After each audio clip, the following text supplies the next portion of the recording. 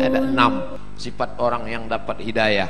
Pertama, memakmurkan masjid dengan pengertian 3: bangun, ramaikan, atur administrasinya, tertib administrasi. 2, man amana billah, akidahnya benar, la ilaha illallah. Kenapa didulukan bangun masjid baru beriman kepada Allah? Karena ternyata ada orang yang bangun masjid tapi tidak beriman kepada Allah. Ini Ustaz Somad ngawur. Mana ada orang bangun masjid tak beriman? Ada. Masjid apa? Masjid untuk kampanye.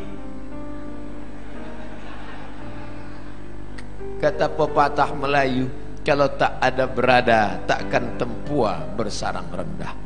Burung tempua sarangnya di atas pokok kelapa, tapi kalau sudah padi menguning, dia akan turun ke bawah. Dan itu terjadi di zaman sekarang. Padi menguning itu berapa lama? 5 tahun sekali. Musim-musim kampanye. Orang mulai nyumbang untuk masjid, masuk ke masjid, pakai sorban, pakai peci, pakai koko, pakai sarung, tapi tak sunat. Dan banyak orang terkecoh, disangka ustadz, rupanya KW. Masjid dibangunnya. Ustadz tahu dari mana? Masuk SMA, SMS, WhatsApp, datang nanya, Ustadz, apa hukumnya si fulan bangun masjid, nyumbang untuk masjid? Saya bilang jangan ambil, karena pasti ada udang di balik pempek. Ada niat di balik itu semua. Ada tujuan terselubung, ada kepentingan. Maka jangan. Datang dia ngasih duit, ambil duitnya, jangan coblos orangnya. Setuju? Ambil duitnya, serahkan ke fakir miskin, anak yatim. Setuju? Tak sama bunyinya macam yang pertama tadi. Makanya prinsip dalam Islam, man amana billah, la ilaha illallah. Saya yakin semua yang datang subuh ini tidak ada tujuan lain, langkah kaki dari rumah, bismillahi tawakkaltu 'alallah, la haula wala quwata illa billah. Salat, usolli fardhu subhi rak'ataini adaan ma'muman lillahi ta'ala. Puasa, nawaitu shauma ghadin an ada'i fardhi syahri ramadhan hadhihi sanati lillahi ta'ala. Haji, labbaik Allahumma labbaik, labbaik la syarika laka labbaik.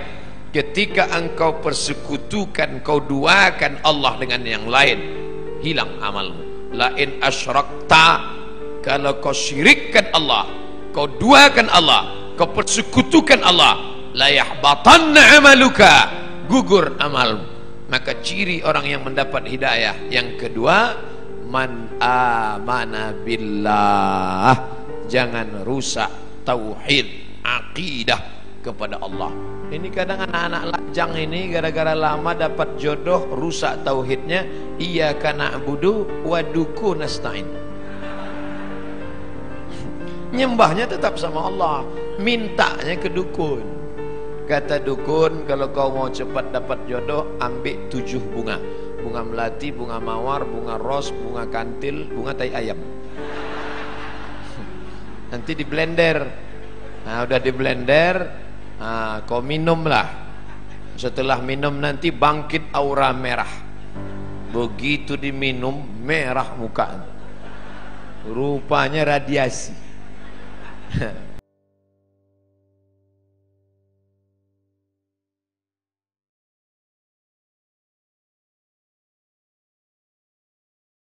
Pergilah batu rubi berwarna merah, maka aura merah akan bangkit, wajah akan merah, biji mata merah. Ini tak betul. Kalau memang tak boleh pakai cincin, kenapa Ustaz pakai? Saya hanya sekedar suka saja. Pakai batu tak apa-apa, tapi meyakini bahwa batu memberikan efek sesuatu, rusak la ilaha illallah kita. Kadang orang ini suka mancing-mancing. Ustaz pakai cincin ada khasiat-khasiatnya. Ada, saya bilang. Apa khasiatnya? Kalau dipakai, duduk di rumah makan, tak bayar. Hebat Pak Ustaz, duduk aja jangan makan. Masih percaya dia dengan yang begitu-begitu. La ilaha illallah. Kita dalam Islam diajarkan berani berkata la ilaha. La ilaha, tak ada lagi batu-batu. La ilaha, tak ada lagi dukun-dukun. La ilaha, tak ada lagi gelang-gelang. La ilaha, tidak ada lagi sembahan-sembahan. La ilaha illallah. Murni. Inna salati wa nusuki wa mahyaya wa mamati lillah. Jangan rusak lagi. Yang nampaknya kita tak jadi nikah. Kenapa? Persiapan pernikahan sudah siap, ternyata menurut ramalan kita tak cocok. Aku Taurus, engkau Pisces. Taurus ini kambing, Pisces ini ikan. Ikan tak cocok sama kambing. Tak jadi nikah hanya gara-gara ramalan. La ilaha illallah Muhammadur Rasulullah. Maka jangan lagi kazzabal munajjimun walau sadaqu. Bohong, dusta orang yang percaya kepada ramalan zodiak bintang-bintang, kalaupun betul kebetulan. Bila anda telinganya agak ke depan, tak cocok kerja di sungai. Bila tai lalatnya di bawah dagu, cocoknya di darat. Ini bohong semua. Islam tidak pernah berkata demikian. Fa idza azamta, kalau kau sudah tekad, fatawakkal 'ala Allah. Bertawakkallah kepada Allah. Jangan rusak akidah tauhidmu. Percaya kepada burung-burung. La tiarata, tak boleh. Dulu orang kafir musyrik, kalau dia mau bisnis, dilemparnya burung di atas pohon kayu. Lempar. Kalau burung itu terbang ke arah negeri Syam, berarti sial. Syukmu, Syam, sial. Kalau pergi ke arah Yaman, Yamin, beruntung, lempar. Ke arah Yaman, ayo lanjutkan.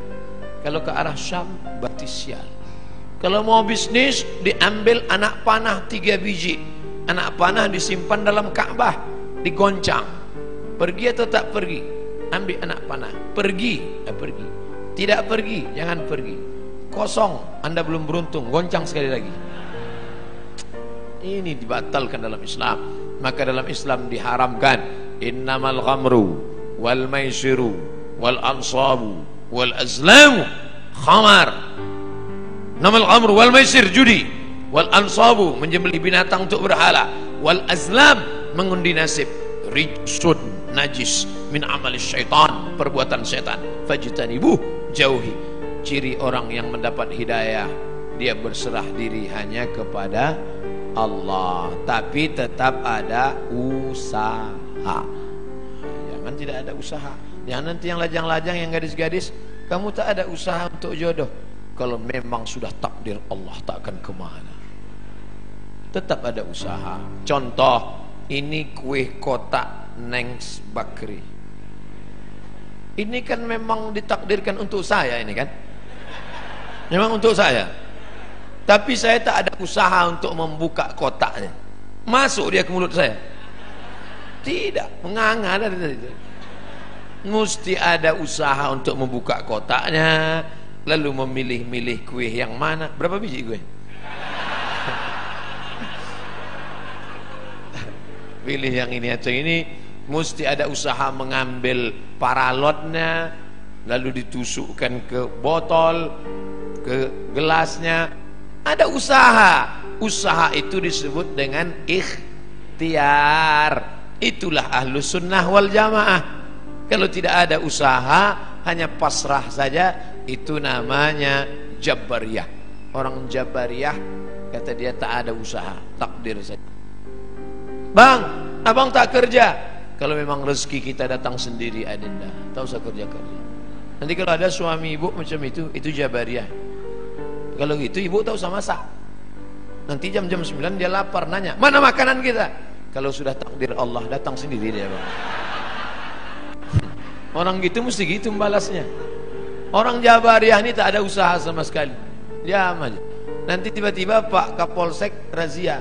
Prit, mana STNK BPKB? Saya serahkan pada Allah. Pukulkan kepalanya Pak. Pak, kenapa Bapak pukul? Ini pun dari Allah juga. Orang-orang gini ini mesti gitu melawan dia. Kita betul. Allah kasih kita kudrat, Allah kasih kita iradat, Allah kasih kita sama, Allah kasih kita basar, Allah kasih kita kalam, supaya kita berusaha. Makanya doa keluar masjid, Allahumma inni as'aluka min fadlik, beri aku rezeki. Kenapa keluar masjid minta rezeki? Karena keluar masjid idza qudiyatis shalah, kalau salat sudah dilaksanakan, fantashiru fil ard, bertebaran di atas muka bumi cari rezeki, wabtaghu min fadlillah, cari karunia Allah. Ciri orang yang dapat hidayah yang pertama, memakmurkan masjid. Yang kedua, beriman kepada Allah. Yang ketiga, wa aqamas shalah. Salat bukan somat. Salat. Mudah-mudahan anak-anak gadis yang rajin salat subuh ini mendapatkan suami yang rajin pula salat subuh. Karena kalau kalian anakku yang sudah solehah, yang sudah cantik, yang sudah rajin sholat, tiba-tiba dapat laki tak sembahyang, tak satu dua curhat masuk ke HP saya. Ustadz, dulu saya sangka nikah sama dia bahagia, ternyata Pak Ustadz, cuman rasanya bu macam tidur sama babi hutan. Tak sembahyang. Walaupun hidup 1000 tahun, kalau tak sembahyang apa gunanya? Walaupun hidup 1000 tahun, kalau tak sembahyang apa gunanya? Nanti kalau Bapak Ibu kebetulan pergi umrah, ada mihrab dalam taman Raudhah Masjid Nabawi, tempat sholat Nabi. Ini Raudhah, ini mihrab namanya. Di sebelah kiri ada tertulis as-salatu imaduddin, salat tiang agama. Kenapa atap masjid kita kokoh? Karena ada tiang. Kalau tak ada tiang, hancur. Puasa melayang, zakat terbang, haji hilang, karena tak ada tiang. Tiang dari segala amal adalah salat. Dan solat waktunya tak boleh digeser. As-salatu ala waktiha. Apa kata panitia tadi malam? Ustadz Somad, jam 4 kami tunggu di pintu. Maka jam 4 kurang 5 saya sudah siap di ruang tamu. Tak boleh. Saya tahu ini orang-orang Pertamina ini disiplin. Kalau sampai meleset sedikit ditinggalkan ya kita. Maka saya tunggu tepat. Tapi saya tak bertanya, karena di Pekanbaru sholat subuh jam 5. Ini kok cepat betul? Saya tak tanya. Saya jarang saya nanya-nanya. Masa LCMA nanya? Yalah Pak, pokoknya siap-siap. Sedangkan janji sama Allah tak boleh digeser. Apalagi sama manusia tak kita geser. Apalagi sama Allah. Ini sekarang banyak yang geser janji sama Allah. Palembang sholat subuh jam 4 lewat sikit, dibuatnya sholat subuh jam 8. Bangun jam 8, tutup pintu, rapatkan gorden, matikan lampu. Sholli fardhu subhi. Allah. Datang maknya buka pintu nengok. Alhamdulillah, anakku sejak ikut ngaji sama Habib Mahdi ini, solat duhanya pun pakai kunut. Allahumma hdina fi man hadai. Hebat. Ustadz Somad boleh nanya Ustadz? Boleh. Ustadz kan biasanya jawab pertanyaan pakai 4 mazhab. Menurut Hanafi, menurut Maliki, menurut Syafi'i, menurut Ambali. Kira-kira solat duha pakai kunut itu mazhab apa ya Pak Ustadz?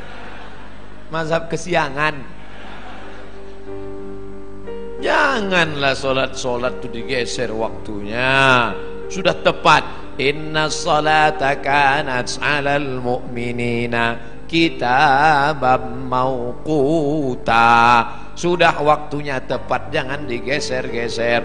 Pokoknya datang salat berjamaah. Allahu Akbar, Allahu Akbar. On time, datang. Sab'atun yuzilluhumullah, ada 7 golongan yang akan mendapatkan naungan Allah. Yauma la zilla illa zilluh, hari itu tak ada atap, hari itu tak ada terpal, hari itu tak ada tenda, hari itu tak ada naungan, tapi dia mendapatkan naungan di padang mahsyar. Siapa dia? Rajulun qalbuhu mu'allaqun fil masajid, anak-anak muda yang hatinya tergantung di masjid. Mudah-mudahan anak-anak muda di Pertamina inilah, insyaallah. Kenapa Ustaz sebut anak muda? Kenapa tidak orang tua? Kalau orang tua ke masjid memang udah wajar. Kapan lagi? Udah diintai-intai malaikat maut. Tapi anak muda yang mestinya subuh ini molor tidur, tapi datang berjamaah. Padahal tadi malam sudah tablik akbar, subuh tetap on time datang. Inilah anak muda yang dikatakan Allah dalam Al-Quran, innahum fityatun amanu bi rabbihim wazidnahum huda. Mereka sekelompok anak muda yang beriman kepada Allah, ditambah Allah hidayah mereka. Mereka adalah ashabul kahfi. Oh, kalau gitu kami komunitas anak muda ini buat kelompok lah Pak Ustaz. Ya, apa nama kelompoknya? Kelompok komunitas anak muda ashabul kahfi. Apa programnya? Tidur aja. Mereka ditidurkan Allah karena dikejar oleh raja yang zalim, sampai akhirnya mereka tiba-tiba terbangun. Wal yatalattaf wala yush'iranna bikum ahada. Hai anak muda yang bangun, tolong kau pergi ke pasar beli makanan, tapi jangan gerasak gerusuk, tenang-tenang supaya orang tak tahu. Diam-diam mereka beli makanan, penjual makanan mengambil duit, begitu orang ditengok, rupanya duit itu sudah expired, tak laku. Kenapa? Salah sami'ati wasdadu tis'a. Mereka tertidur di dalam gua 309 tahun. Bayangkan ada anak muda datang ke Palembang mau beli makanan, beli tekwan, tiba-tiba ditengok duitnya tahun 1700, zaman Syekh Abdul Somad Al-Falembani. Mentang-mentang nama sama itu yang disebut. Bayangkan apa yang terjadi saat itu. Ini ada anak muda. Rupanya zaman itu sudah berganti seorang raja yang soleh. Raja yang soleh mengunjungi mereka ke dalam gua, ditengok anak-anak muda terkapar, tertidur. Tak lama setelah itu mereka pun meninggal dunia. Allah hanya ingin menceritakan. Tapi ada pula di situ seekor anjing. Ini sungguh berita tidak penting. Untuk apa Allah cerita ada anjing bersama anak-anak muda itu?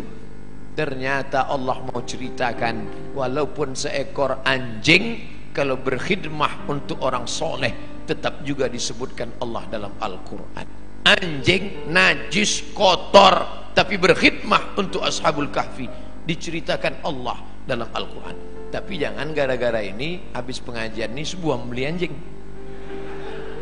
Cerita itu tentang Bani Israel dan cerita tentang memelihara anjing sudah mansuh, tidak ada dalam syariat Nabi Muhammad sallallahu alaihi wasallam. Artinya bapak ibu yang di rumahnya ada anjing, lepaskanlah. Yang lagi melihara anjing. Siapa yang memelihara anjing, amalnya satu hari dikurangi sebesar Bukit Uhud. Bukit Uhud itu panjangnya 7 km. Amal dia sehari sebesar bisul. Jadi tiap hari amalnya min. Siapa yang di rumahnya ada anjing, malaikat tidak masuk. Yang tak masuk itu malaikat rahmat, malaikat maut tetap. Kalau malaikat maut tak masuk, udah lama saya pelihara anjing herder 3. Bapak ibu yang dimuliakan Allah, artinya apa? Istiqomah solat berjamaah. Wahai anak-anak muda, kalian buatkan komunitas anak muda pencinta masjid. Alhamdulillah sekarang sedang tren komunitas. Saya di beberapa tempat ketemu komunitas anak-anak muda. Apa komunitas kalian? Jombloan sejati. Tulisan logonya say no to bonceng. Mantap. Kalian apa komunitasnya? Ini Pak Ustadz, saya dikasih mereka di Yogyakarta, dipasangkan mereka pemasangan jaket kepada Ustaz Abdul Somad, tulis di belakang, born to ride, ride to Jannah. lahir untuk mengendara menuju surga. Anak-anak geng motor, mantap, dipasangkan ke saya pun langsung ke airport. Habis subuh pasang langsung ke airport. Semua orang di airport nengok saya. Rupanya jaket itu dipasang naik motor, saya naik pesawat. Tak cocok. Artinya apa? Komunitas anak muda ini tetap dijaga dan mereka tetap sholat berjamaah di masjid. Habis waktu sempat betul. Saudara yang dimuliakan Allah Subhanahu wa taala, memakmurkan masjid sudah, beriman hanya kepada Allah sudah, menegakkan sholat sudah. Masuk yang keempat, wa ataz zakah, berzakat. Orang yang sudah sholat tapi tak berzakat, maka tak ada gunanya, karena dia makan haram. Di dalam duit kita itu ada zakat. Zakat orang dititipkan Allah kepada kita. Ada orang diuji kakinya, lulus. Diuji kakinya sholat berjamaah, lulus. Diuji matanya sholat tahajud, lulus. Diuji kantongnya, di situ baru kelihatan. Nama siapa? Pelit bin bakhil bin medit bin kedekut. Ini orang, na'udzubillah. Oleh sebab itu maka keluarkanlah zakat. Bapak sudah bayar zakat? Tiap tahun saya bayar zakat, Pak Ustaz. Berapa? 2,5 kilo. Itu zakat fitrah. Zakat pendapatan 2,5%, 85 gram emas murni. Berapa itu sekarang Pak Ustadz? 85 gram kali 500.000 1 gram, 42.500.000. Siapa yang mempunyai pendapatan 42.500.000 sudah kena zakat 2,5%. Kalau profesi kami sebagai pegawai Pertamina ini gimana Pak Ustadz? 42.500.000 setahun, bagilah 12 bulan. 12 bulannya berapa itu?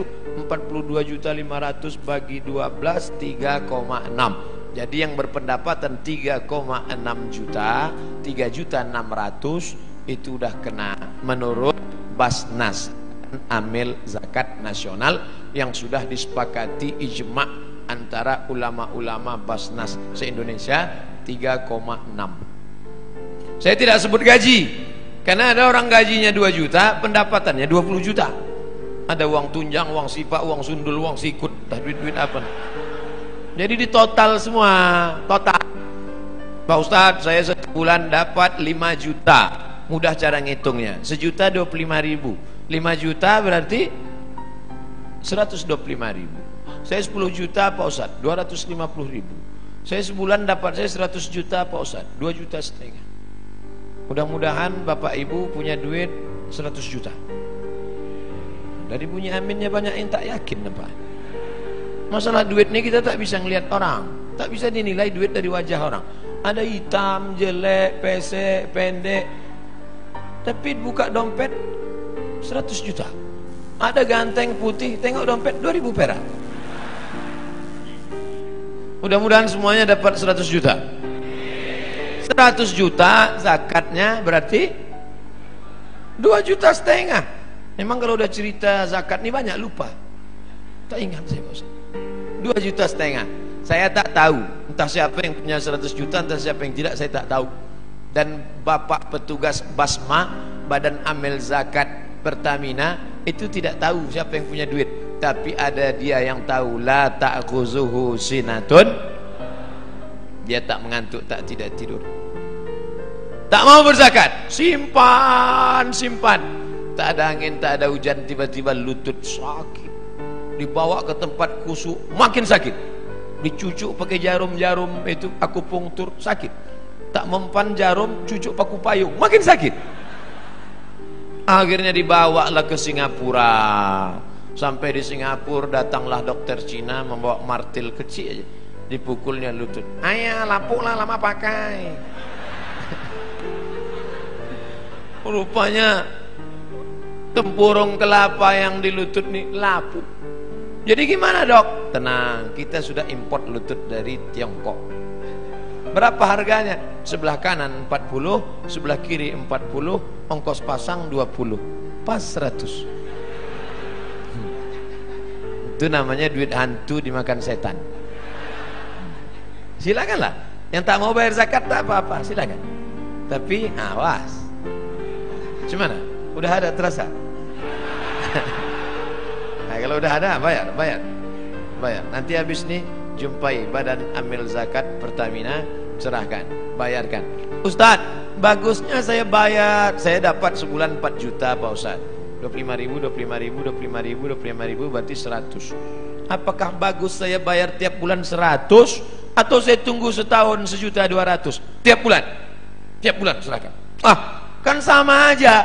Sebulan 100, setahun 1.200.000, kan sama. Duitnya sama, setannya tak sama. Kalau 100.000 ringan, kalau sudah terkumpul 1.200.000, allazi waswisu fi sudurin nas, yang berbisik itu siapa? Minal jin. Nah, kalau jin yang berbisik, senang, kita baca ayat kursi selesai. Ini yang berbisik ini nas, sekantor sama kita, sama-sama orang Pertamina juga. Mau kemana bro? Mau bayar zakat ke Basma. Berapa? 1.200.000. HP baru 1.100.000. Kita bacakan ayat kursi, hafal pula dia dari kita lagi. Nanti kalau ada kawan begini, bacakan juga ayat kursi, membuskan dia, Allah qayyum la ta'udhu sunatu wa la nawm. Oleh sebab itu bayar zakat. Yang paling tinggi zakat. Di bawah zakat infak. Di bawah infak sedekah. Apa beda infak sama sedekah Ustaz? Infak materi. Wa anfiqu min thayyibati ma kasabtum. Berikanlah hasil usahamu. Infak itu materi. Kalau sedekah non materi. Makanya dalam hadis dikatakan tabassumika fi wajhi akhika shadaqah, senyummu ke wajah saudaramu shadaqah. Allah Maha Adil. Kalian yang bisa ngasih sedekah duit, sedekah. Kalian yang bisa ngasih infak duit, infak. Infak kipas angin, infak AC, infak lampu. Tapi yang tak bisa ngasih infak shadaqah. Artinya apa? Kau yang berduit kasihlah duit. Yang tak bisa ngasih duit senyum aja. Misal jumpa orang, udahlah duit tidak, senyum tidak. Asal jumpa muka macam jeruk purut dipijak gajah. Oleh sebab itu bagi, makanya yang paling tepat untuk kotak masjid itu adalah kotak infak. Jangan buat kotak sedekah, kotak infak biar dia ngasih duit. Kalau kotak sedekah, itulah senyum aja deh.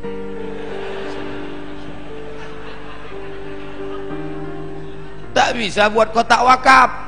Karena wakaf itu syaratnya 4. Wakaf harus ada orang yang berwakaf, orang menerima wakaf, benda yang diwakafkan, ada ijab, ada qabul. Tak bisa dibuat di situ kotak wakaf. Karena kita tak pernah akad ke kotak.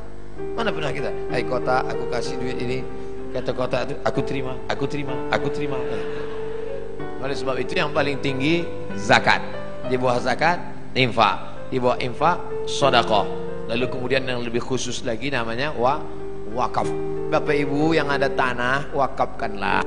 Ini tanah 1 hektar saya wakafkan untuk SMP Islam di kota Palembang.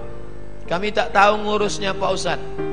Datangi Mas Puroh, Ustadz Habib Mahdi, datangi Habib Qasim, hubungi Ustadz Solhas, hubungi Ustadz Taufik, hubungi Ustadz King, minta kepada mereka tolong kelola tanah kami. Ini tanah sejauh mata mandang. Untuk apa? Tanah mati kita, habis anak berkelahi gara-gara tanah. Tanah yang 1 hektar kita wakafkan untuk sekolah, itulah yang akan mengalir untuk kita mati. Bapak-bapak, tanah bapak banyak. Begitu bapak meninggal, dijual ibu itu. Habis itu nikah dia sama Bronis. Dibuatlah rumah cantik besar. Bronis tuh yang tinggal di rumah itu nanti. dibeli mobil cantik, dia pakai mobil itu. Tak percaya, cobalah. Ustadz ini tak enak, giliran mati kami dibilangnya mati. Oke, kalau gitu kita balik, ibu itu mati. Ibu yang banyak duit, masalah ini beli gelang, dapat duit beli rantai, dapat duit beli cincin.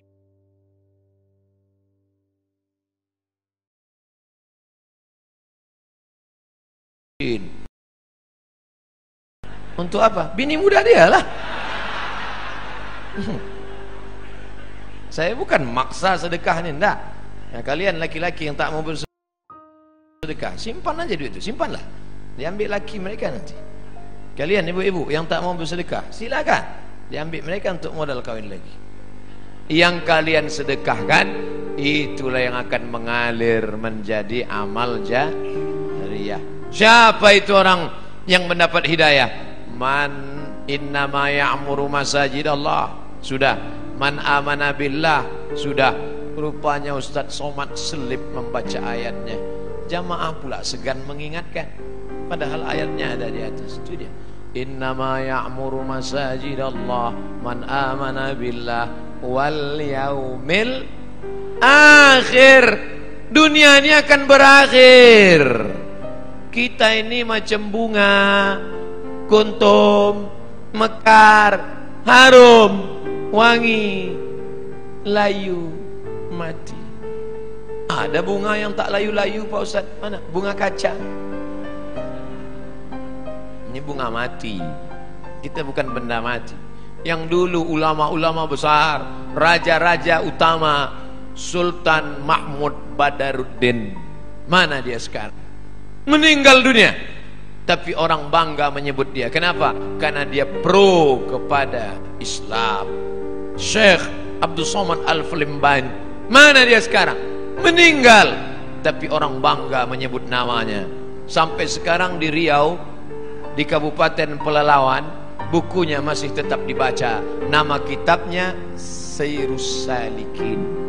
Sair, perjalanan, salikin, orang yang berjalan menuju Allah Subhanahu wa ta'ala. Bapak Ibu pergi ke Masjid Raya Kabupaten Pelalawan Provinsi Riau, masih dikaji kitab Sayrus Salikin. Dulu Ustadz Muhammad Sani namanya, ketua majelis ulama yang membacakan kitab itu. Kitab ulama Palembang masih dibaca di Riau sampai hari ini. Sayrus Salikin, Syekh Abdul Somad Al-Falimbani. Tapi dia bukan cuma pandai baca kitab. Syekh Abdul Somad Al-Falimbani cuma baca kitab di masjid. Enggak. Dia dengar ada kerajaan di Malaysia, namanya kerajaan Kedah, berperang dengan Siam.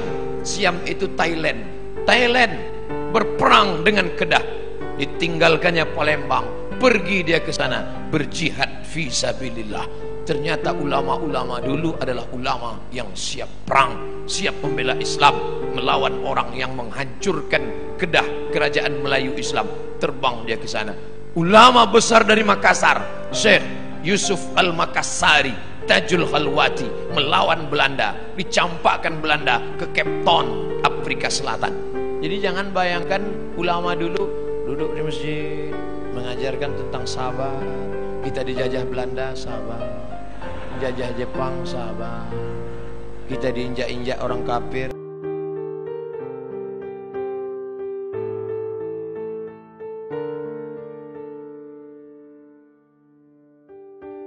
Dikatakan radikal, dikatakan keras, dikatakan teroris.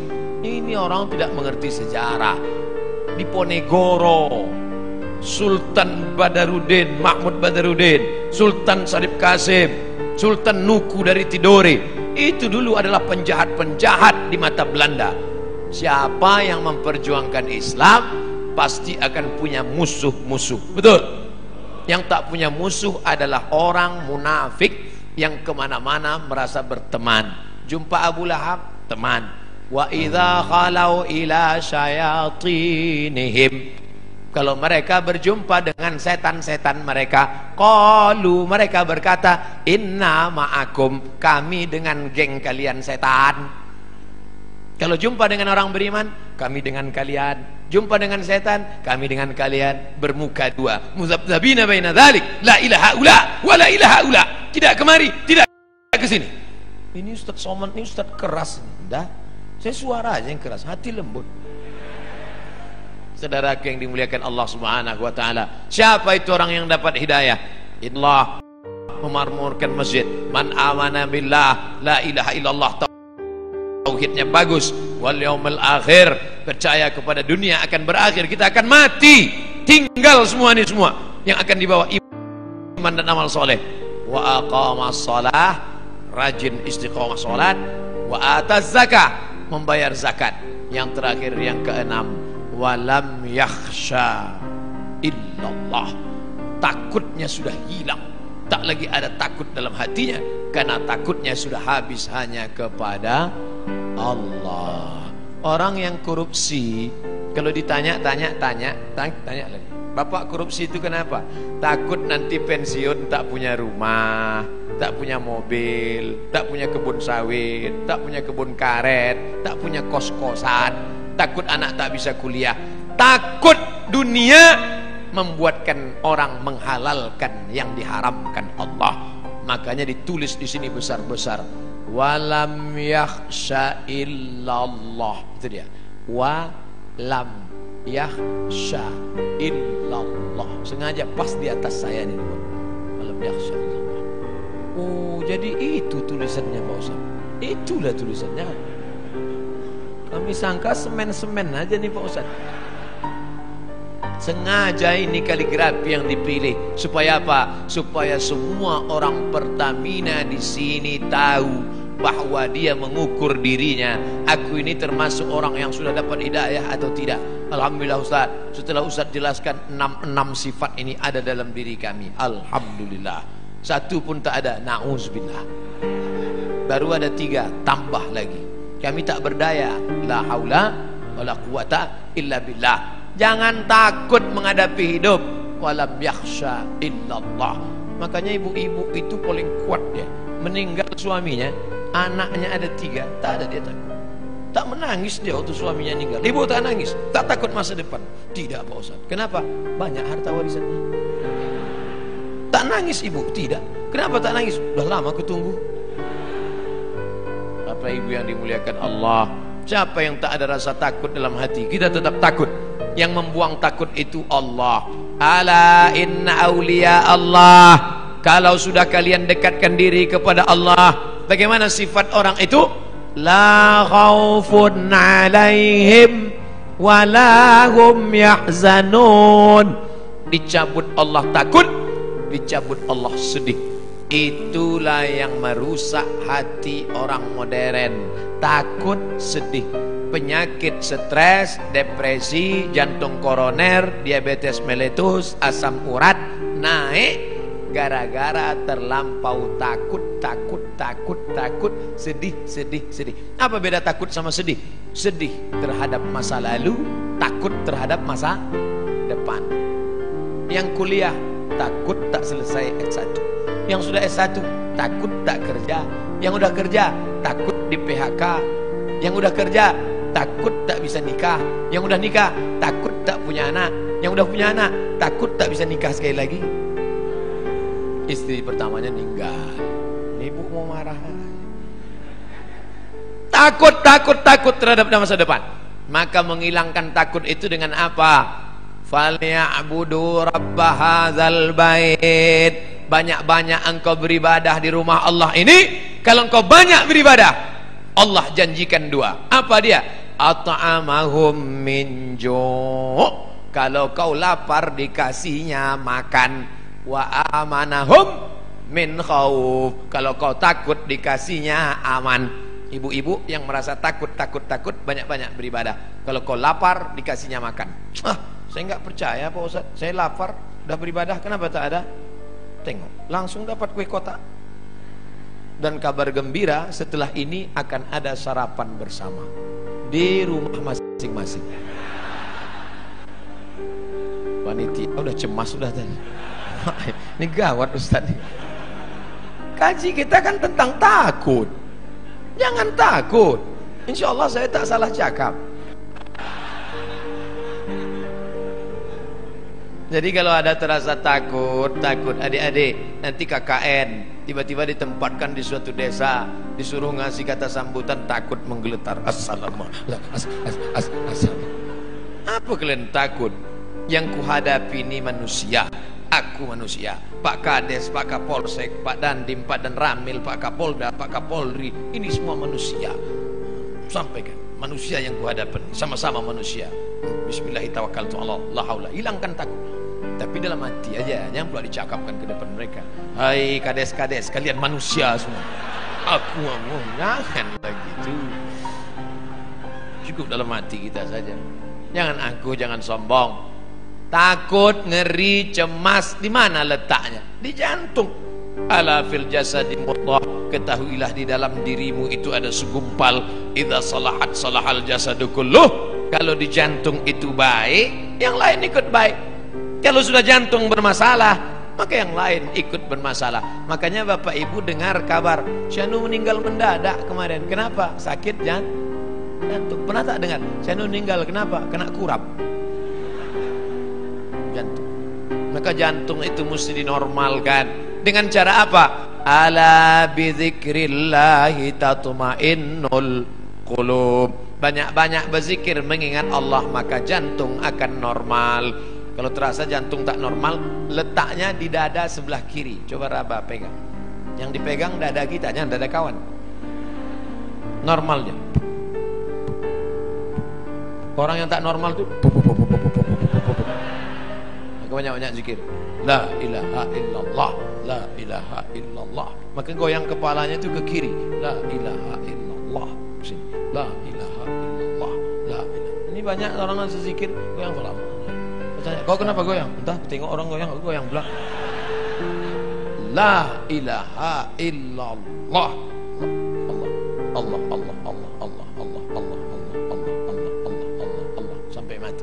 Karena nanti yang terakhir keluar dari mulut kita, la ilaha illallah. Habis. Itulah sifat 6.